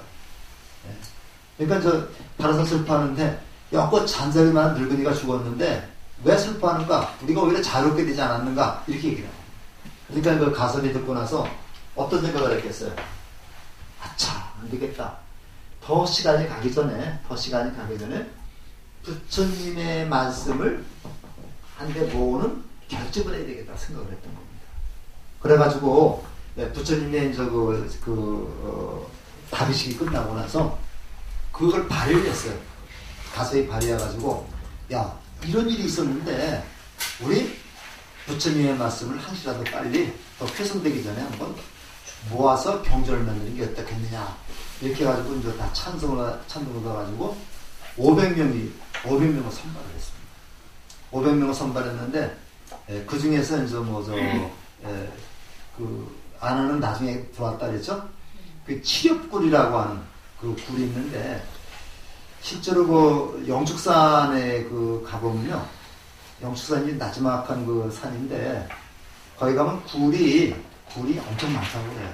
엄청 많은데 그 만왕굴도 있고 사리불굴도 있고 그런데 그 굴 속에 들어가면 그 많은 사람이 모일 수 있는 뭐 그런 데가 있었던 모양입니다. 그래서 500명이 그 굴 속에 들어가가지고 경전을 결집을 했는데 맨 처음에 율장부터 결집을 했죠. 율장을 하고 그 다음에 이제 그 경장 결집을 했는데 경장 결집은 누가 주도했어요? 아난이 이제 그 주도해서 아난이 그 한 건데 이거 잘 좀 보셔야 되는데 여시아문 아난이 이제 나는 이렇게 들었다. 나는 이와 같이 나는 들었다. 이와 같이 나는 들었다. 이렇게 얘기를 했는데 이렇게 해고서 이제 그 부처님이 하신 말씀을 다 기억해내는 거예요. 기억해내면은 다른 사람들이 다 그걸 듣고서 요 점이 잘못됐다 하고 다시 수정을 합니다. 그래서 500명이 다 오케이 사인이 났을 때 같이 합송을 합니다. 합송이라는 말이 이렇게 되는 겁니다. 그러니까 500명이 다 이건 옳다라고 얘기했을 때 500명이 같이 부처님의 그 말씀을 읽어내라는 외워가는 거죠. 외워가서 이제 요건 그러면 요런 경이라고 이름하자 이렇게 해서 경전을 맺는 겁니다. 이게 소위 그 아함경, 이 중국에서 봐서 아함경이 되고 인도에서는 지금 니까야라고 말하죠. 니까야라고 말하는데 제가 어떤 책을 보니까 이제 그래요. 이게 이제 이 문이라고 하는 문이라는 말이 이제 내가 이렇게 들었다라는 말이 잘못했었던 거예요. 내가 들었다라는 그 말하고 들렸다라고 하는 말은 이거는 의미가 다르죠. 우리가 이제 능동이라고 피동이라고. 내가 들었다는 얘기는 내가 필요한 말만 들은 것입니다. 내가 주관적으로 들은 게 들었다고. 내가 주관적으로 들은 게 아니라 내 귀에 이렇게 들렸다. 그때는 누가 주체가 되는 거예요? 부처님이 주체가 되는 거죠. 그 다음에 내가 들었다면 내가 주체가 되는 겁니다. 그래서 요거는 제가 그건 인도말은 잘 모르겠습니다만은 그 니까야 그쪽에 이제 공부하시는 분이 요거는 내가 들었다가 아니라 나에게 이렇게 들렸다. 내게 이렇게 들렸다. 이렇게 해석이 맞다고 이렇게 이제 얘기하는 거 들은 적이 있어요. 그래서 경전의 맨 끝에 뭐로 끝나요 또? 신수 봉행으로 끝납니다. 신수 봉행으로 끝나서 믿고 받아서 받들어 하나였다. 그래서 불교는 경전이라는 것은 아는데 그치는 게 아니라 요거 실천해야 된다는 얘기죠. 이 봉행이 끝입니다. 그래서 내가 아무리 좋은 지식을 알고 있다 하더라도 이것이 실천으로 연결이 되지 않으면 이건 소용이 없다는 얘기입니다. 그래서 우리가 경전을 읽으면서 이제 여시아문부터 시작해서 신수봉행까지 요 구조를 잘 우리가 보면 불교가 바로 실천의 종교다. 부처님의 가르침을 믿고 이것을 실천할 때 불교는 빛을 발하는 것이다. 알기만 해서는 우리가 안 된다는 얘기죠. 그래서 우리가 이제 그 문수보살하고 보현보살을 같이 협식을 모시는 것은 부처님의 지혜를 실천하는 그런 것이 이제 중요하다. 화엄경을 보면요. 그것은 이제 그 화엄경을 제가 좀 읽고 있는데 그 화엄경을 보면 그 지식보다는 실천하는 얘기 굉장히 많이 나와요. 보현보살 얘기가 엄청 많이 나옵니다. 그래서 우리가 불교라고 하는 것이 실천할 때 그 가치가 있는 거지 실천하지 않고 머릿속으로만 하는 불교는 죽은 불교다 이렇게 볼 수가 있는. 그래서 이제 이것이 첫 번째 결집이 이제 되고요. 첫 번째 결집이 되고, 그 다음에 이제 두 번째 결집은 이제 그 야사라고 하는 그 비구니가 있는데, 거기 이제 그 34쪽에 나옵니다. 야사라는 비구니가 있는데, 이제 비구가 있는데, 이 비구가 이제 쭉 수행을 하다가 또 시중에 또 나와보니까 부처님의 가르침하고는 많이 다른 점이 있었던 겁니다. 그래서 보니까 이제 10가지가 모아진 부처님의 가르침을 어긋난다 해서, 첫째, 소금을 뿔 속에 담아서 지니는 것. 소금을 지닌다는 것은 어떤 의미가 있어요? 소금을 지니는 것은 네, 음식을 변하지 않게 하죠. 근데 이제 그 불교에서 탁발이라는 걸 하게 되면요, 그날 내가 받아온 거는 이제 그 저기 동남아 가면서 이만한 그 그릇에 이제 탁발을 합니다. 탁발하면서 그 저기들이 다 신도들이 다 그걸 주문은 이걸 가지고 이제 절에 가서 다 섞는다고 그래요. 섞어가지고 똑같이 나눠서 이제 다 먹고 이제 나머지는 또 뭐 신도들도 주고 뭐 그런다고 그러는데, 이게 그래서 이제 하루에 한 끼만 먹는 거죠. 근데 이제 소금을 주게 되면은 이걸 저장을 할 수 있는 겁니다. 저장을 했다 먹는 거죠. 그래서 저장을 했다 먹으면은 때가 아닐 때 먹게 되는 거고, 저장을 하게 되면은 이건 내가 먹으려고 저장하는 거죠. 이게 소유가 된 겁니다. 그러니까 무소유가 아니라 소유가 되는 거죠. 그래서 소금을 갖게 되는 것은 굉장히 중요한 의미가 있다. 그래서 부처님의 가르침 어긋난다는 얘기입니다. 그 다음에 정오가 되어서 공양하는 건 한 마리 탁발한 뒤에 다른 동네에 또 탁발하는 거. 탁발은 보통 몇 집만 하라 그랬어요? 7집을 탁발을 하랬죠. 그래서 7집을 탁발해서 거기서 그 음식을 얻지 못하면 그날은 굶어야 되는 겁니다. 그 다음에 이제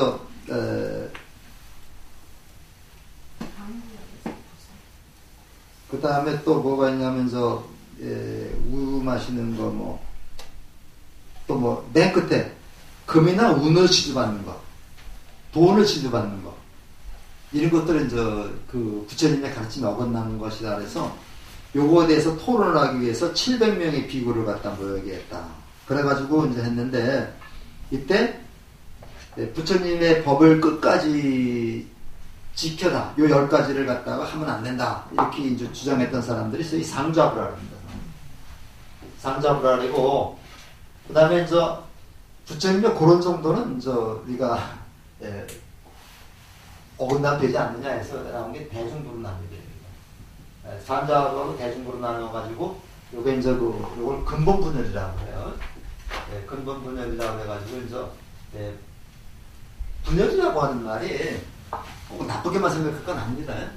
그러니까 요것이 어떠한 그 전통이 내려오는데 이 전통을 끝까지 고수할 것인가 이런 문제하고, 이 전통을 현대적 감각에 맞게끔 바꿔서 또 이어갈 것인가, 요것도 이렇게 놓고 본 적에 분열이라는 것을 꼭 부정적으로 생각할 건 아니라고 볼 수 있어요. 전통적인 것만을 그대로 고수해 나간다면 거기는 발전이 없습니다. 여기도 자꾸만 현대적인 개념을 더해서 새로운 전통을 만들어 갔을 때 발전이 있는 것이다. 그래서 이제 그 박종욱 씨 같은 그 분의 얘기를 보면, 전통이라는 것은 과거에서 이어온 것을 무조건 지켜나가는 게 아니라 과거에서 이어온 것에다가 플러스 현대적인 개념, 현대적인 사상을 덧붙여가지고 우리 생활을 좀 더 이익되게 할 수 있는 것을 전통이라고 그 개념을 다시 만들어놨죠. 그래서 우리가 이제 그 상좌부하고 대중부가 있겠습니다만, 이거는 보통 그 보수적인 집단으로 볼 수 있고, 이거는 보통 개방적인 그런 집단으로 볼 수가 있는 겁니다. 그 다음에 3차 결집이 또 있었고요. 그 다음에 또 4차 결집이 또 있어가지고, 여러 가지 이렇게 결집이 나오는데, 이렇게 해서 인도에서는 1차 결집부터 4차 결집까지가 인도에서 있었고요. 그 다음에 5차하고 6차는 최근에 1900년대에 들어가지고 미얀마에서 있었습니다. 그래서 미얀마를 가면은, 제가 이제 어떤 사찰을 지금 거기 잊어버렸는데, 거기 가면 5차 결정을 하고서 그 경전을 돌에다 새겨놨어요. 돌에다 새겨놔가지고 한 200여 개 집을 만들어서 거기다 이제 하나하나마다 이제 돌로 만든 경전을 이렇게 새겨놔가지고서 한 200개 정도가 되니까 굉장히 근검하더라고요. 그런 것이 이제 있는데, 미얀마에서 이제 5차, 6차 결집이 있었다고 그래서 지금 우리가 볼 수 있습니다. 그래서 유인물 잠깐 좀 볼까요?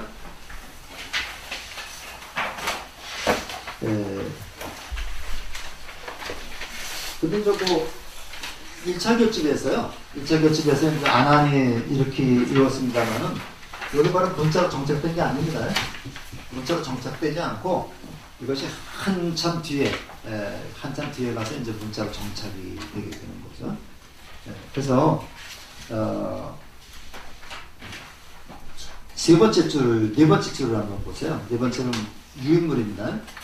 초기 불교는 불교가 발생한 인도에서 석가모니 붓다와 그 제자들의 3대 일까지 또는 불교 교단의 분열자 이전까지의 2차 결집 이전까지라고 얘기했죠. 불교를 말한다. 석가모니 붓다의 제서시와 불묘로 약 100년 정도까지 시대와 관련되어 있어 이때를 우리가 초기 불교라고 말하고, 옛날에는 이걸 근본 불교 또는 원시 불교라고도 얘기를 했었습니다. 그래서 이때는 맨 끝에서 조금 보면요, 동아시아에서는 초기 불교 용어를 사용하는 대신에 소승 불교 용어를 사용했지만, 근대 이후 불교가 서양학자에 의해 진행되면서 서양의 영향을 받아 일본 학자들이 원시 불교, 근본 불교, 초기 불교 용어를 사용할 때 현재는 초기 불교라는 용어가 널리 소용되고 있고 테라와다 불교라고도 한다.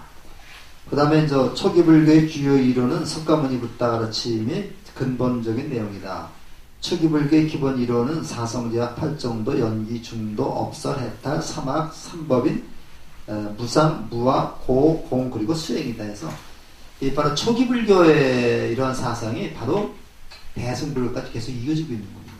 그 초기 불교의 그 경전을 저기서는 인도에서는 니까야라고 말하고요. 니까야라고 말하고, 우리 중국화된 중국어 쳐놓은 것은 우리가 암이라고 얘기합니다. 암이라는데, 요즘에는 초기 부전 연구원이라고 그래서 우리가 거기서 주로 니까야를 번역을 하고 있는데, 우리가 오니까야가 되면 상윗다니까야, 디가니까야 이렇게 해서 아무따라니까야 이렇게 해서 쭉 번역이 완료되어 있는데, 지금 강목스님하고 대림스님하고 번역한 강목스님하고 대림스님이 초기부전 연구원을 만들어가지고 번역한 그 경전은 니까야가 모두 19권으로 번역이 되어 있습니다. 19권으로 번역이 있는데 한 권에 한 500~600페이지 되는 그 정도 분량이죠. 그 다음에 전재성 씨가 또 번역한 게 있어서 2개의 번역본이 지금 있습니다. 그 다음에 부파불교를 좀 넘어가고 있습니다. 그래서 요즘에는 니까야를 보게 되면은 암경과는 또 다른 맛을 볼 수가 있어요. 암경은 중국화된 불교죠. 중국화된 불교라 해서 거기에는 도교적인 냄새가 많이 나는데, 니까야는 실제로 인도 산스크리트어로 되어 있는 것을 직접 번역을 했기 때문에 부처님의 원음에 더 가깝지 않을까, 그런 생각을 한번 해볼 수 있습니다. 고대 부파불교인데, 부파불교를 우리가 보통 소승불교라고 많이 칭하는 게 있겠고, 그 다음에 요거를 다른 말로 아비달마 불교, 요것에 바탕이 됐던 사상이 아비달마 구사론이라고 있죠.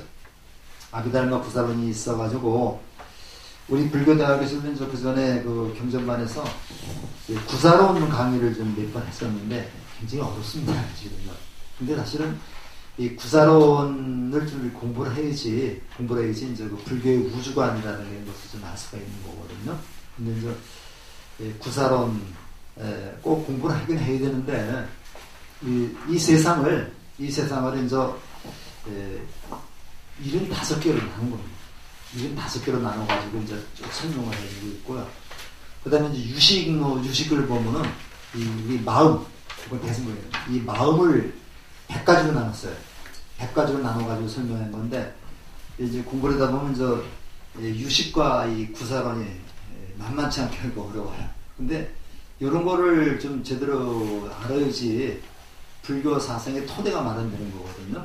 그래서, 나중에 이제 아비달마 구사론 또는 구사론이라는 책이 있으면 한번, 근데 제가 봐도 이렇게 쉽게 좀 써놓은 거 좀 구하기가 힘들더라고요.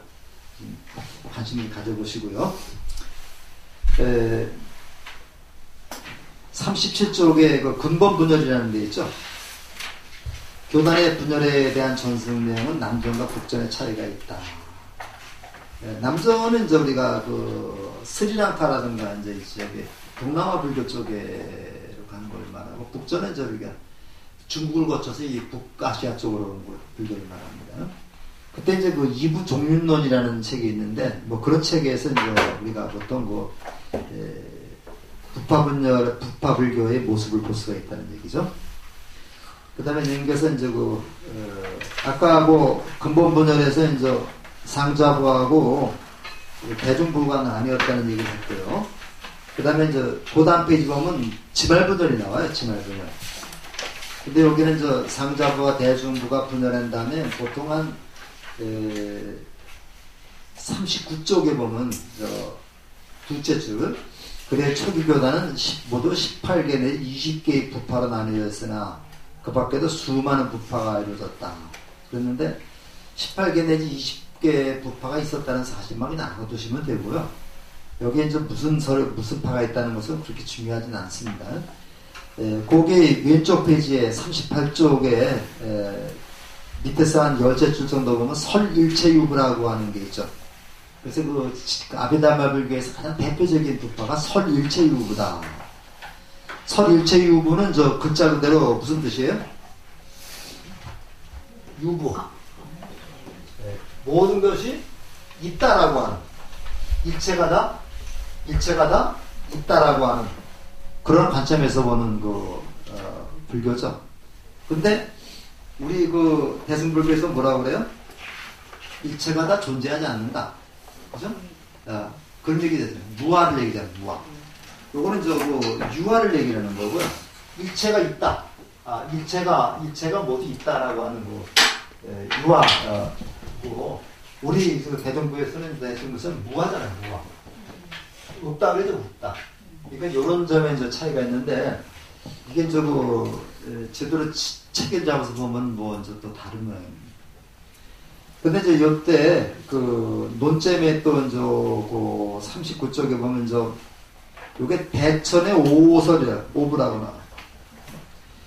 거기 보면 북파 간의 논쟁점과 공과라고 했는데, 과연 분열을 거듭하였던 교단 내 논쟁은 무엇이었을까? 가장 먼저 근본분열 철회 논쟁점 마하데바의 5가지 주장.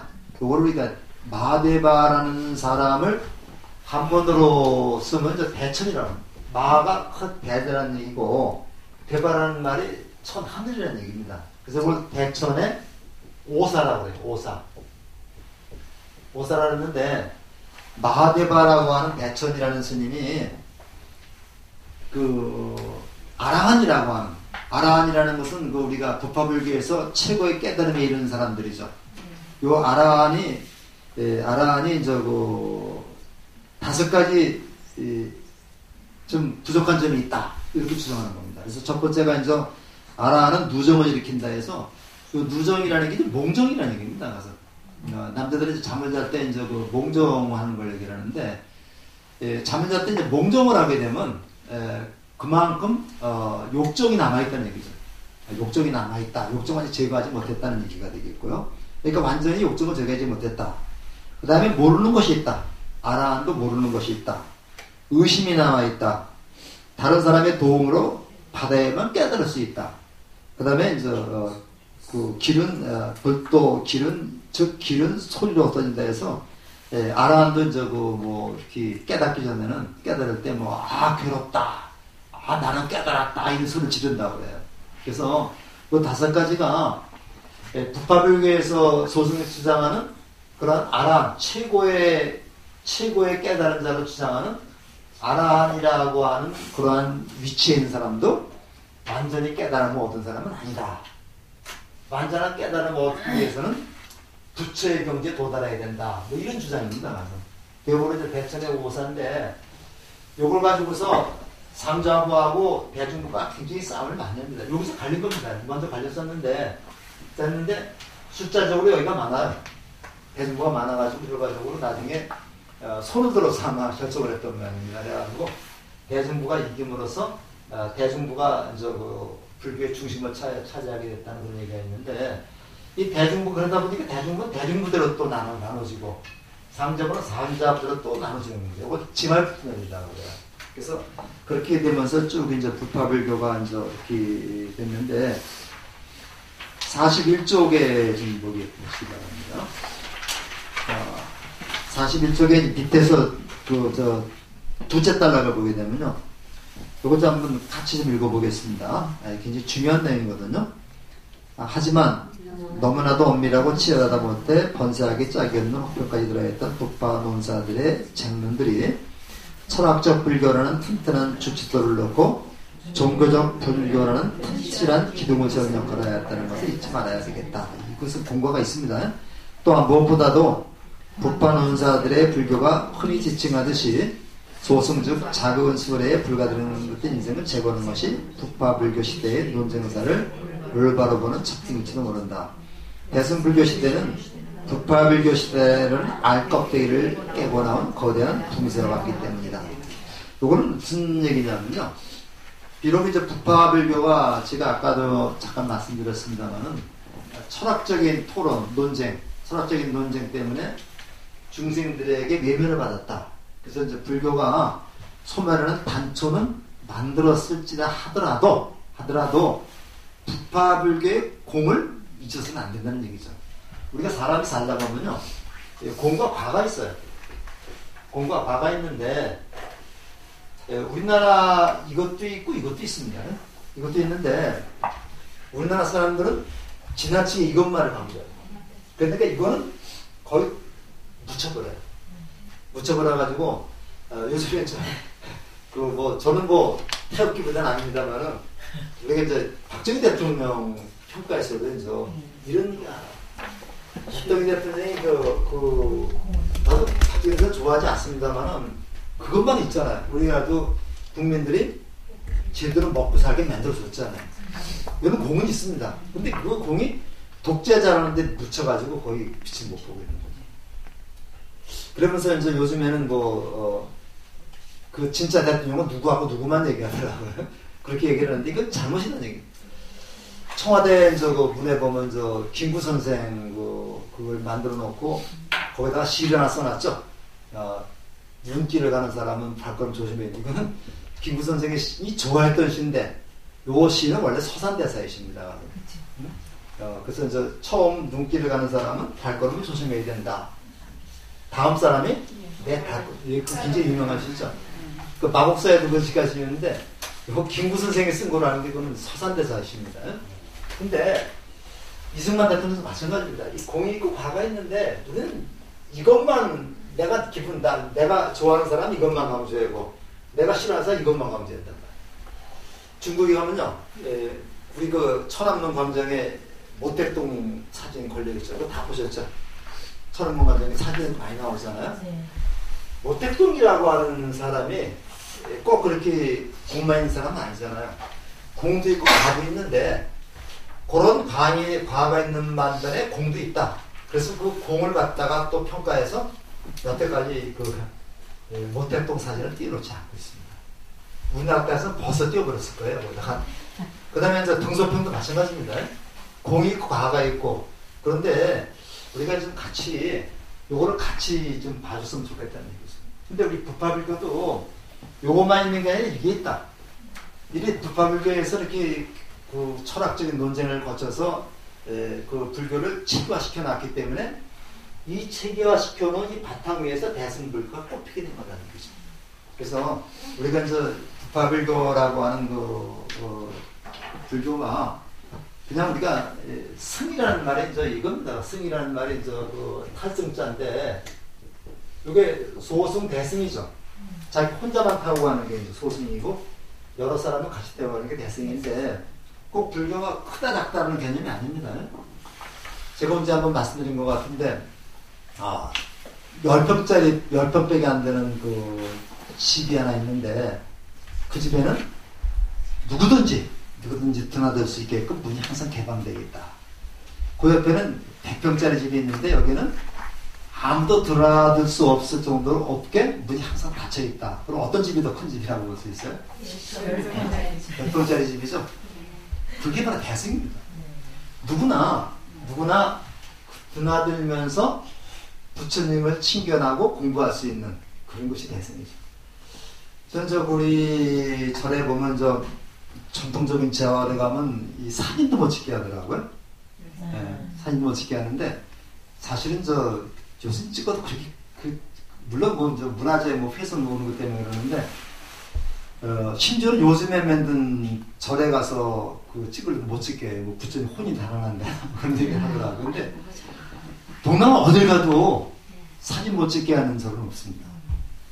그리고 우리나라 절에 가면 그냥 엄숙해야 되고 정숙이라고 많이 적어놨죠. 네, 그래서 밥 먹을 때도 말해서 안 된다는 건데 제가 미얀마 거기 가면 양곤에 그 대탑이 있죠. 대탑이 있는데 그 무슨 다르더라. 거기 가면 어마어마하게 근데 거기 맨발 벗고 다니는 데죠. 근데 거기 가면 부처님이 와불이 있는데 와불이 와불도 있고 그 좌불도 있는데 어떤 가족이 거기 와서 소풍을 왔어요. 소풍하는데 불상 앞에서 부처님 법당에서 쫙 음식을 펴놓고 같이 먹습니다. 같이 먹어요. 같이 먹는데 이 어린애가 그 와불을 막 위에 올라가서 장난도 놀고 그냥 막 그러더라고요. 누구 하나 그걸 제지하는 사람이 없어요. 제지하는 사람이 없고 그냥 자연스럽게 그러니까 그 아이가 부처님하고 가까이 되는 거죠. 그래서 저는 이게 바로 미얀마 불교의 힘이 아닌가 생각을 했는데 그리고 거기서 밥 먹고 피곤하면 좀 부처님 있는 앞에서 두루나 쉬었다 가고 그러더라고요. 쉬죠 봤으나 내가 한 2-3시간을 거기서 있었는데 이제 가서 그런 그 가족들이 한두 개가 아니더라고요. 만약 우리나라 그 법당에 가서 조계사 법당에 가서 들어오는 가지고 있다가 아이가 부처님 올라가면은 법당 올라가면 아마 난리 났을 거예요. 근데 이게 어려서부터 불상과 가까이 하는 그런 모습이 그런 생활을 하게 되면은 부처님 두렵지 않죠. 그래서 우리가 그렇게 볼 때 오히려 우리가 소승이라고 폄하하는 이 동남아 불교가 오히려 우리보다 더 중생과 더 가까이 하는 대승 불교가 아닐까 그런 생각도 한번 해봤습니다. 그래서 여기 북파불교 유인물 잠깐 보시면요. 그 둘째 단락 3페이지 그 둘째 단락을 보시면요. 전자는 상좌부 숫자에서 했던 후자를 대중부라 하여며 이들의 대립을 근본분열이라 한다. 다시 200년, 300년에 걸쳐 이 두 파로부터 다시 분파가 생겨나서 기원전 200년경에는 총 20여에 이르렀다고 한다. 이렇게 우리가 쭉 설명이 되어 있고요. 그래서 조금 쉽게 좀 해보려고 좀 하긴 했는데 내용이 좀 어렵습니다. 그래서 4페이지에 그 둘째 단락을 한번 보시면요. 불교 공동체에서 최초의 분열은 석가모니가 죽은 지 약 100년 뒤에 바이샬리에서 열린 제2차 결집의 결과 발생했다. 이때 불보다 스승으로부터 진례되는 행동규범을 중시하여 아사리파 스승이라는 얘기인데 우리 아사리판이라는 말 많이 쓰죠. 그래서 우리가 불교에서 스승을 아사리라고 해요. 그래서 기회를 주는 스승을 정기아사리. 그 다음에 이렇게 있습니다. 그래서 우리가 기회를 줄 때 아사리 그런 말을 쓰는데 여기서 나온 말 같아요. 아사리판이라는 말들. 그 다음에 상자부 분열도 나타났고 그 다음 맨 끝에 단락을 좀 보시면요. 불교교단의 정계는 원시교단을 계승하는 부파교단이었다. 즉 부처님의 직계 제자인 대가섭이나 안한 등에 수시된 불교는 스승으로부터 제자에 계승되어 부파교단을 발전한 것이다. 따라서 부파교단의 불교는 제자의 불교, 배우는 입장의 불교이며 남의 가르치는 입장의 불교는 아니다. 이런 수동적인 불교였기 때문에 대승불교로부터 성문성이라 불렸다. 성문이란 부처님의 말씀을 들은 사람, 즉 제자라는 것이다 해서 이쪽에 부파불교의 그 과라고 하는 것이 이제 과라고 하는 것이 나 혼자 깨달음이죠. 나 혼자 깨달음이면 이제 다른 사람에게 그 전법하는 것을 그렇게 많이 적절하지 않았던 그런 관은 있지만 바로 이 부파불교에서 형성된 논의된 이런 여러 가지 불교 사상적인 그런 논점이 바로 대승불교를 건설할 수 있었고 그러한 힘이 바로 현재까지 이어져 온다고 있는 것은 아닌가 생각할 필요가 있습니다. 만약에 부파불교에서 경전에 대한 연구를 제대로 하지 않고 그냥 대중과 그 호흡만 했다면요. 아니 그 중생구제만 했다면 역시 불교가 기법불교로 갈 수밖에 없었지 않을까 하는 생각도 조심스럽게 해봅니다. 뭐 어쨌든 간에 우리가 이제 소승 대승이라고 얘기를 하지만 우리 자체가 우리가 대승이라고 하면 괜찮아요. 대승이라고 하는데 저기 이제 아비달마 또는 부파불교를 소승이라고 표현해서 동남아 불교라든가 스리랑카 불교를 좀 낮게 보는 이런 태도는 잘못된 것이 아닌가 하는 생각이 듭니다. 마지막으로 한 가지만 더 말씀드리면요. 미얀마가 가장 대표적이죠.